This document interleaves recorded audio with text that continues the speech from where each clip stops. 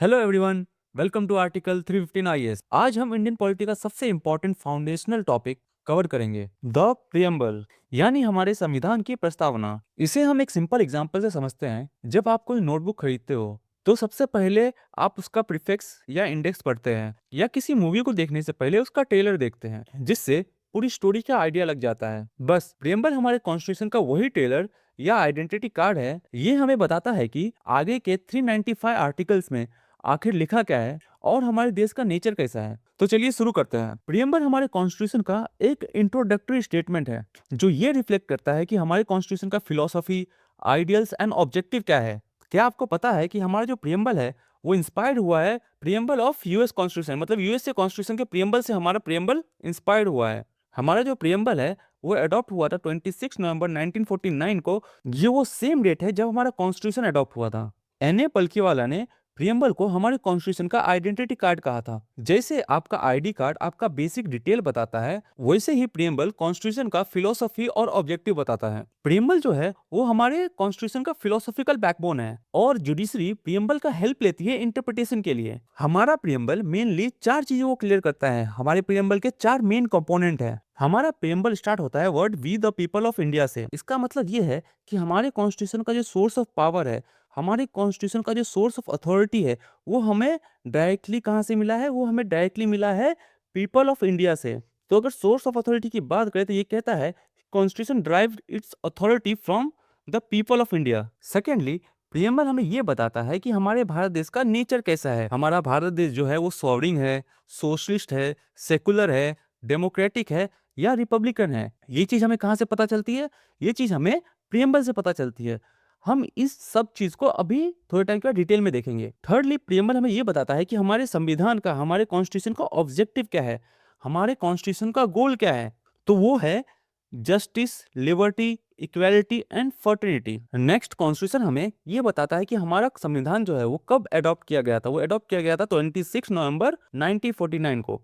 अब आते हैं सबसे इंपॉर्टेंट पार्ट पर, जो है नेचर ऑफ द स्टेट, मतलब भारत का नेचर क्या है। इसको याद करने के लिए मैंने एक निमोनिक्स बनाया है जो है S²DR, 3 टाइम S/DR। इसका मतलब है first S for sovereign, second S for socialist, third S for secular, D for democratic and R for republic. तो इस निमोनिक्स और इस ट्रिक से आप इंडियन स्टेट का क्या नेचर है उसको इजीली याद रख सकते हैं। चलिए सबको वन बाय वन देख लेते हैं। फर्स्ट है सॉवरिंग। सॉवरिंग का मतलब ये है कि इंडिया जो है, इंडिया कंप्लीटली इंडिपेंडेंट स्टेट है। हम अपने इंटरनल और एक्सटर्नल डिसीजन लेने के लिए आजाद है। कोई और कंट्री हम पर रूल नहीं कर सकता। कोई और कंट्री हमें ये प्रेशराइज नहीं कर सकता कि हम उनके अनुसार काम करें। हम अपने डिसीजन लेने के लिए कंप्लीटली इंडिपेंडेंट है, चाहे वो इंटरनल मैटर हो, चाहे वो एक्सटर्नल अफेयर्स हो। नेक्स्ट है सोशलिस्ट। सोशलिस्ट जो वर्ड है वो ओरिजिनली हमारे प्रियम्बल का पार्ट नहीं था। इसे ऐड किया गया 42nd अमेंडमेंट एक्ट 1976 में। इंडिया जो है वो फॉलो करता है डेमोक्रेटिक सोशलिज्म को,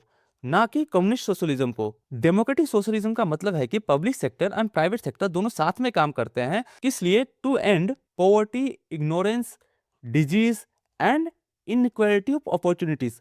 इन सबको खत्म करने के लिए पब्लिक और प्राइवेट सेक्टर दोनों साथ में मिलकर काम करते हैं। यह है डेमोक्रेटिक सोशलिज्म। थर्ड है सेकुलर। सेकुलर जो वर्ड है वो भी ओरिजिनली हमारे कॉन्स्टिट्यूशन का पार्ट नहीं था। इसे भी ऐड किया गया है 42nd अमेंडमेंट एक्ट 1976 में। इसका मतलब यह है कि इंडियन स्टेट के पास अपना कोई ऑफिशियल रिलीजन नहीं है। इंडिया में सभी धर्मों को इक्वल रिस्पेक्ट और इक्वल सपोर्ट मिलता है। यही है सेकुलर का सिंपल मीनिंग। नेक्स्ट है हमारा डेमोक्रेटिक। डेमोक्रेटिक का सिंपल मतलब ये होता है कि जो पावर होता है, जो सुप्रीम पावर होता है, वो लोगों के पास होता है। यहाँ पे हम अपना रिप्रेजेंटेटिव वोट देकर चुनते हैं, इलेक्शन के मेथड से चुनते हैं। इंडिया में रिप्रेजेंटेटिव पार्लियामेंट्री डेमोक्रेसी है। यहाँ पे जो एग्जीक्यूटिव है वो रिस्पॉन्सिबल होता है टू लेजिस्लेचर। अब बात करते हैं रिपब्लिक की। रिपब्लिक में जो हेड ऑफ द स्टेट होता है वो होता है प्रेसिडेंट, और प्रेसिडेंट जो है वो इलेक्शन के थ्रू चुन के आते हैं, चाहे वो डायरेक्ट इलेक्शन हो सकता है या इनडायरेक्टली इलेक्शन हो सकता है। इनका जो टेन्योर होता है वो फिक्स होता है, अनलाइक मोनार्की। मोनार्की में जो है वहां पे हेड ऑफ द स्टेट जो है वो हेरिडिटरी होता है। इतना समझ में आया आपको? तो चलिए आगे चलते हैं। अब हम देखेंगे ऑब्जेक्टिव ऑफ द कॉन्स्टिट्यूशन। इसको याद करने के लिए मैंने एक सॉफ्ट ट्रिक बनाया है जो है जेलेफ, यानी कि justice, eat, liberty, fast. J for justice, E for equality, L for liberty and F for fraternity. तो हमारे कॉन्स्टिट्यूशन के कोर ऑब्जेक्टिव्स को आप इस निमोनिक से याद रख सकते हैं, जेलेफ, जस्टिस ईट लिबर्टी फास्ट। तो चलिए सबको डिटेल में देख लेते हैं। सबसे पहले बात करते हैं जस्टिस की। जस्टिस को 3 डिस्टिंक्ट फॉर्म में दिया गया है, जिसको सिक्योर किया गया है various provisions of fundamental rights and DPSP से। टोटल 3 टाइप के जस्टिस हैं: social justice, economic justice and political justice. Social justice कहता है equal treatment for all citizens without social distinction based on caste, colour, race, religion, sex and so on. इसका simple मतलब ये है कि आप religion, caste, race, sex, colour के basis पे किसी के साथ डिस्क्रिमिनेशन नहीं कर सकते। नेक्स्ट है इकोनॉमिक जस्टिस। इकोनॉमिक जस्टिस कहता है कि आप किसी के साथ इकोनॉमिक फैक्टर पे डिस्क्रिमिनेशन नहीं कर सकते। नेक्स्ट है पॉलिटिकल जस्टिस। पॉलिटिकल जस्टिस कहता है कि सभी सिटीजन्स के पास इक्वल पॉलिटिकल राइट्स है, equal access to political office है एंड इक्वल वॉइस है इन द गवर्नमेंट। अगर एग्जामिनर आपसे पूछे कि आइडियल्स ऑफ जस्टिस को हमने कहां से लिया है, तो आइडियल्स ऑफ जस्टिस को हमने लिया है रशियन रेवोल्यूशन से। नेक्स्ट है लिबर्टी। लिबर्टी का सिंपल मतलब होता है आजादी। आजादी अपने थॉट एक्सप्रेस करने की, अपने एक्सप्रेशन की, अपने बिलीफ की और अपने फेथ एंड वर्शिप की। नेक्स्ट है इक्वालिटी। इसका मतलब यह है कि सबको इक्वल स्टेटस एंड अपॉर्चुनिटी मिले विदाउट डिस्क्रिमिनेशन। नेक्स्ट है फर्टर्निटी। फर्टर्निटी का मतलब है सेंस ऑफ ब्रदरहुड, मतलब भाईचारा। यहाँ पे फर्टर्निटी जो है वो 2 चीज इंश्योर करती है: dignity of individual and unity and integrity of the nation. ये जो वर्ड है इंटीग्रिटी, इंटीग्रिटी को हमने 42nd अमेंडमेंट एक्ट से ऐड किया है। इतना समझ में आया? चलिए आगे चलते हैं। एक बहुत बड़ा क्वेश्चन था कि क्या प्रियम्बल कॉन्स्टिट्यूशन का पार्ट है और क्या हम इसे अमेंड कर सकते हैं या नहीं। तो इसी चीज को क्लियर करने के लिए सुप्रीम कोर्ट में 3 केसेस हुए हैं। फर्स्ट है बेरुवाड़ी यूनियन केस, जो हुआ था 1960 में।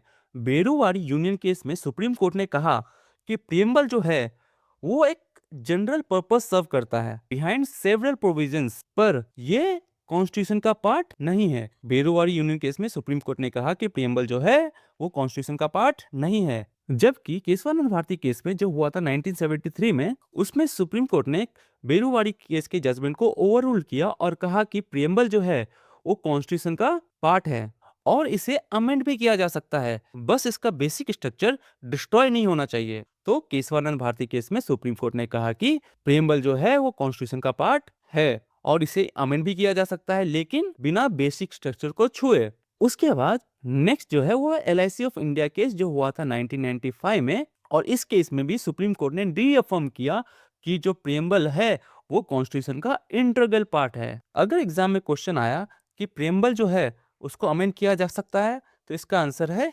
Yes. Under article 368, under article 368 preamble को अमेंड किया जा सकता है, पर इसके बेसिक स्ट्रक्चर को बिना अल्टर किए। तो एक और क्वेश्चन अब निकल के आता है कि प्रियम्बल अभी तक कितनी बार अमेंड हो चुका है, तो इसका आंसर है ओनली वंस। मतलब अभी तक प्रियम्बल सिर्फ एक बार अमेंड हुआ है, और वो कब हुआ था? वो हुआ था 42nd अमेंडमेंट एक्ट 1976, जिसमें 3 वर्ड्स को ऐड किया गया, जो है सोशलिस्ट, सेकुलर और इंटीग्रिटी। अब एक कंपैरेटिव एनालिसिस देख लेते हैं प्रियम्बल और फंडामेंटल राइट्स के बीच में।